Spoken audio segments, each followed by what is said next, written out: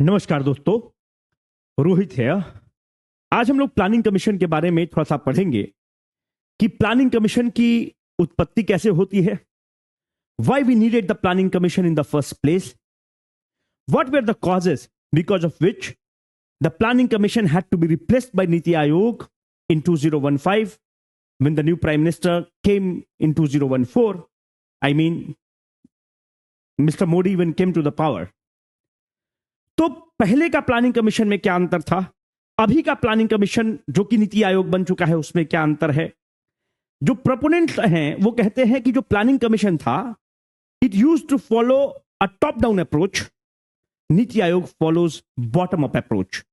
So will decipher all this things, will decode all these things, but we need to understand why we needed the planning commission in the first place. We need to understand that what was the condition of the Indian economy when Prime Minister Nehru came to the power. अगर हम उन चीजों को समझेंगे तब हमें समझ में आएगा कि प्लानिंग कमीशन की जरूरत क्यों आन पड़ी। Else it will be simply the mugging of the facts. पहले हम लोग देखते हैं, एक बहुत सुंदर एक किताब है नेहरूज इंडिया, आदित्य मुखर्जी की। I recommend you this book. उसमें बहुत ब्यूटीफुली ही write Aditya Mukherjee, Nehruvian planning had a halo of power. Let me read it for you. Nehruvian planning had a halo of power and resonance of knowledge. You can quote this in your mains paper. जब नेहरू को भारत मिलता है तो कैसा भारत मिलता है? एक developed Bharat मिलता है, एक ऐसा भारत मिलता है जिसके पास रेलवे की जाल बिछी हुई थी, एक ऐसा भारत मिलता है जिसकी लिटरेसी रेट 77% थी, एक ऐसा भारत मिलता है जहां पे अनएम्प्लॉयमेंट दर कम था, एक ऐसा भारत मिलता है जो ब्रह्मोस ऐसे मिसाइल पर काम कर रहा है, एक ऐसा भारत मिलता है जो चंद्रमा पर पहुंच चुका है। बिल्कुल भी नहीं। The India which Nehru got, एक ऐसा इंडिया अब नेहरू को मिलता है जहां पर पॉवर्टी के केस में अगर आप देखेंगे तो मास पॉवर्टी था। तो आप बोलेंगे कि सर कैसे मैं आपकी बात मान लूं कि मास पॉवर्टी था? मेरी बात मत मानिए। प्लानिंग कमीशन का आंकड़ा यह कहता है, भारत सरकार का आंकड़ा कहता है कि व्हेन इन 1950 एंड 51, 1950-51 में प्रति व्यक्ति आय भारत में मात्र ₹238 था। So India which Nehru got was an India which was having a mass poverty. What was the literacy rate at that time in 1951? The literacy rate of the India was just 16.7%. अगर आप ऐसे बहुत lemon terms में देखेंगे तो 100 में 16 आदमी मात्र लिटरेट था। जो नेहरू को भारत मिलता है वो कैसा भारत था? कंजर्वेटिव भारत था। कैसा भारत था? जिसमें 50% तकरीबन आबादी को, मतलब महिलाओं को काम करने का अधिकार नहीं था। महिलाएं पढ़ी लिखी नहीं थी और वो काम नहीं कर सकती थी। इसका मतलब कि the contribution of the half of the population of the India in the GDP of the India was absolute zero. What Nehru got, जब नेहरू को जब भारत मिलता है तो एक ऐसा भारत मिलता है जहां पर राइट है, क्योंकि भारत का विभाजन हो चुका है। जो नेहरू को भारत मिलता है वो कैसा भारत मिलता है? एक ऐसा भारत मिलता है कि जहां पर इंडस्ट्रीज तो थे, मुख्य रूप से जूट के इंडस्ट्रीज थे, और वो इंडस्ट्रीज कहां थे? वो पार्टीशन के बाद ईस्ट पाकिस्तान में जा चुके थे, जो कि प्रेजेंट डे बांग्लादेश में जा चुका था। हमारा फुटबॉल कहां था? जहां पर हम बहुत ज्यादा एग्रीकल्चर करते थे, वो वेस्ट पाकिस्तान में, जो पंजाब वाला प्लेन है वो वेस्ट पाकिस्तान में जा चुका है। इसका मतलब कि एग्रीकल्चर का एक इंपॉर्टेंट एरिया बाइफर्केशन के बाद पाकिस्तान में जा चुका है। इंडस्ट्री का एक इंपॉर्टेंट हब जो कि jute industries, because we were more agrobased, हमारा जो था जूट का इंडस्ट्री था, टेक्सटाइल का थोड़ा बहुत इंडस्ट्री था, वो जाकर आपका चला गया है बांग्लादेश में। The industry which we were having was based upon a modern technology or the backward technology. बहुत चीप टेक्नोलॉजी था, अंडर डेवलप्ड टेक्नोलॉजी था, ऑब्सोलेट टेक्नोलॉजी पर काम कर रहा था।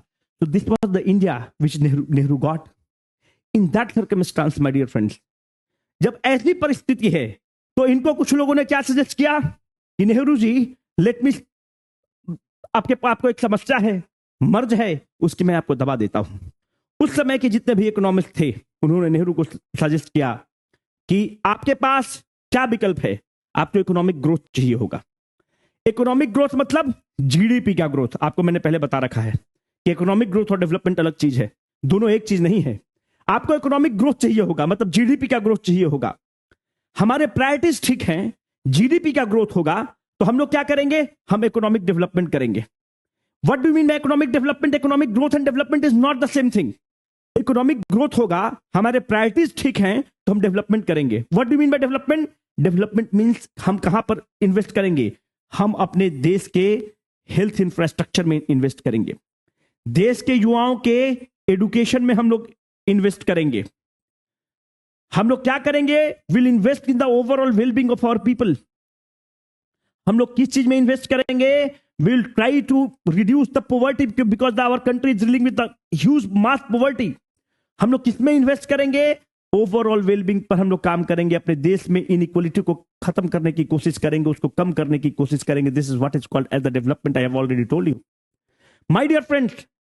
इनका कहने का मतलब है कि हमें इकोनॉमिक ग्रोथ तो चाहिए ही। इकोनॉमिक ग्रोथ से जो पैसा आएगा उससे हमारे प्रायोरिटीज ठीक है और हम इकोनॉमिक डेवलपमेंट करेंगे। अरे भैया, पैसा आएगा तब तो तुम हेल्थ इंफ्रास्ट्रक्चर पे काम करोगे, तब तो एजुकेशन बनाओगे, तब तो आईआईटी खोलोगे, तब तो तुम इनइक्वालिटी पर काम करोगे। तो prima facie we need to have a huge economic growth at that juncture of the time. तो ये विश्व के इकोनॉमिस्ट सबके पास गए कि कुछ इलाज बताओ। लोगों ने कहा कि दो मॉडल है। एक मॉडल फ्री मार्केट का मॉडल है, जो कि उन लोगों ने सजेस्ट किया कि you should follow the free market model, और एक रेगुलेट वाला मॉडल है। रेगुलेट मॉडल का मतलब होता है कि गवर्नमेंट इसमें इंटरफेयर करेगा, गवर्नमेंट इसमें इंटरवेन करेगा। लोगों ने कहा कि भाई फ्री मार्केट का जमाना है, फ्री मार्केट फॉलो करो। नेहरू सोचते हैं इस पर। Aditya Mukherjee very nicely rights in his book कि जो फ्री मार्केट का मॉडल है, इसमें क्या होता है? फ्री मार्केट मतलब होता है कि मार्केट में उसी चीज का प्रोडक्शन होगा जिस चीज का डिमांड होगा, जिस चीज का डिमांड होगा उस चीज का सप्लाई होगा। यहां पे फ्री मार्केट कहता है कि there is no business of the government to be in the business. Government यहां पर कुछ भी है ही नहीं। गवर्नमेंट गॉन है, नेग्लिजिबल गवर्नमेंट का इंटरफेरेंस है। गवर्नमेंट बस देख रहा है, जिस चीज का डिमांड है उस चीज का सप्लाई होगा। तो मेरे दोस्त, डिमांड कौन करेगा? रिच उस समय डिमांड करेगा। जो रिच को जरूरत था वो चीज सप्लाई होगा, इंडस्ट्री प्रोड्यूस करेगा। इसका मतलब कि जो गरीब है हमारा, जो बहुत गरीब है, तो वो तो कुछ डिमांड कर ही नहीं सकता है क्योंकि उसके पास पैसा ही नहीं है।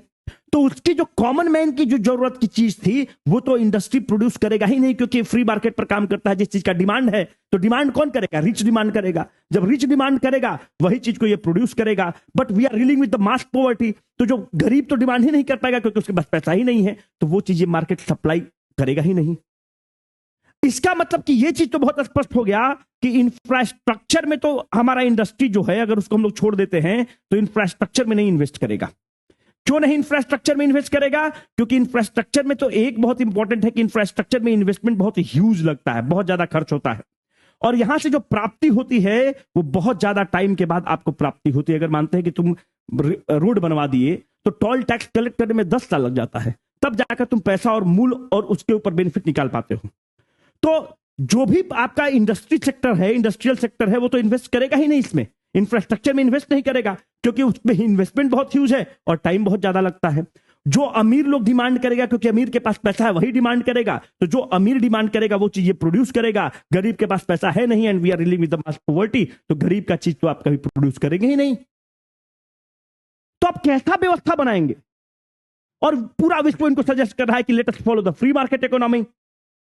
The prime minister at that time said we will regulate the market. हम मार्केट को रेगुलेट करेंगे। हमें ग्रोथ हमें चाहिए, पर हमें इंफ्रास्ट्रक्चर भी चाहिए। हमें ऐसा व्यवस्था चाहिए जहां पे जो कॉमन मैन की जो जरूरत की चीजें हैं उसको हम प्रोड्यूस कर सके। वो डिमांड कर पा रहा है कि नहीं, वो that is immaterial, but we need to produce those things जो हमारा कॉमन मैन चाहता है। उस समय भारत आजाद हुआ है, एक्सपेक्टेशंस बहुत ज्यादा हाई है। अमीर डिमांड अगर फ्री मार्केट में छोड़ता तो अमीर थोड़ी आजाद कराया था। रेडी वाला, पटरी वाला, ठेला वाला, रिक्शा वाला, रेडी वाला, ये आजाद कराया था भारत को। सबअल्टर्न पीपल ऑफ द सोसाइटी आजाद कराया था भारत को, और उसके पास पैसा था नहीं तो वो डिमांड करता नहीं, सप्लाई करता नहीं। तो वो जो उसके जो कॉमन मैन की चीज थी वो तो प्रोड्यूस होता ही नहीं अगर फ्री मार्केट के इकोनॉमी को अगर फॉलो किया जाता। और उस समय के जो इकोनॉमिस्ट कर रहे थे उसके कहने पर अगर काम करते तो इंडियन मॉडल ही फेल कर जाता। तो हमें गवर्नमेंट का इंटरफेरेंस चाहिए था। तो गवर्नमेंट कैसे इंटरफेयर करती? गवर्नमेंट बोली कि हम एक बॉडी बनाएंगे जिसका नाम है बाबू प्लानिंग कमीशन। ये बॉडी क्या करेगा, हमको सजेस्ट करेगा कि हमें क्या करना चाहिए। गवर्नमेंट को क्या करना चाहिए, डैम्स में इन्वेस्ट करना चाहिए। इंफ्रास्ट्रक्चर की चीज है, प्राइवेट सेक्टर नहीं इन्वेस्ट करता इंफ्रास्ट्रक्चर में, क्योंकि इन्वेस्टमेंट ह्यूज है, टाइम ह्यूज है, उसको पैसा निकालने में टाइम लगता है। पर गवर्नमेंट बोली कि हम इन्वेस्ट करेंगे डैम्स में, हम इन्वेस्ट करेंगे एजुकेशनल इंस्टीट्यूशंस में, हम इन्वेस्ट करेंगे रोड में, हम इन्वेस्ट करेंगे इंडस्ट्रीज में। और इस तरह से हम मार्केट को रेगुलेट करेंगे। और यहां से कंसेप्ट आता है कि इकोनॉमिक ग्रोथ का दो मॉडल है, एक फ्री मार्केट मॉडल है और एक रेगुलेशन वाला मार्केट का मॉडल है। हम लोगों ने रेगुलेशन वाले मार्केट को मॉडल फॉलो किया। तो चूंकि हम रेगुलेट करेंगे, हम एक एक्टिव प्लेयर होंगे। तो एक्टिव प्लेयर कैसे होंगे, हमारे पास एक व्यवस्था होनी चाहिए और उस व्यवस्था का नाम किया गया प्लानिंग कमीशन। और ये प्लानिंग कमीशन कब बनता है, मार्च 1950 में बनता है। और पहला प्लानिंग कमीशन 1951 से 56 के बीच में बनता है, जिसको तुम फर्स्ट फेज कहते हो। और इसलिए प्लानिंग कमीशन का जेनेसिस होता है, जन्म होता है, क्योंकि हम लोग को मार्केट को रेगुलेट करना था। जब मार्केट को रेगुलेट करना था मतलब गवर्नमेंट को एक्टिव प्लेयर बनना था। गवर्नमेंट एक्टिव प्लेयर कैसे बनती, उसके लिए एक बॉडी बनाती है जिसका नाम है प्लानिंग कमीशन। और इस तरह से जेनेसिस ऑफ प्लानिंग कमीशन होता है। फिर हम लोग इसको डिस्कस करेंगे, importance of the planning, need of the planning, positive aspect of the planning, negative aspect of the planning.